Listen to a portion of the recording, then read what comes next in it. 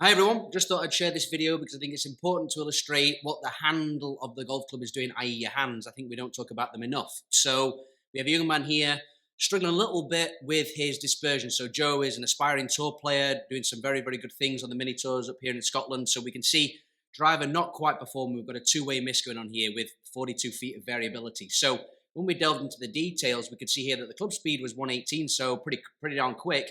Average attack angle was a little bit up. So for me, I like to see that attack angle a little bit more down for a fast young player like Joe. So when we actually had a look at his details here, so we're going to the actual kind of comparison mode, we can see blue is before, yellow is after. And very, very simply, what Joe was doing was through impact, we can see that his release pattern handle goes a little bit high.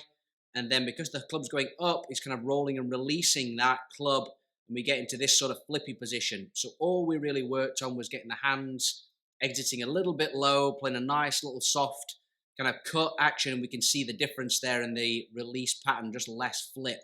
And then when we really delved into the kind of the details here of what the club was doing using our gear system, we could see that the blue is before, yellow's after. So we can see again the motion here of the hands. You can see the lines of the hand path. You can see that Joe's hands really are exiting more left, more down, really honoring that fade pattern.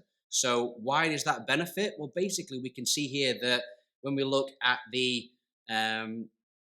closure rate, we can see over here on the left that the yellow, that's the kind of the rate of the club face closure, drops significantly. We're down sort of 50, so 45, 50 degrees per second.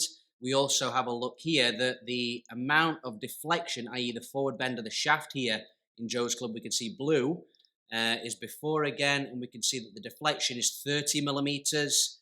And then over here on the yellow, it actually drops down to 18. So why is that important? Well, effectively, it just brings the dynamic loft a little bit down. So we can see it's gone from 12.5 degrees to 10 and just stabilizes the club face. So what we can see there is massive influence on how the loading of the shaft is. And then when we bring Joe back in and we have a look at the overall comparison, we can see that the blue is before and then the green is after. So we can see that that variability in terms of the standard deviation is almost half there. And then when we have a look overall, we can see much tighter dispersion, still a little sneaky one to the right, but just really focusing on what that handle and those hands are doing is so important in the golf swing. And you can see the influence on the equipment that he's got.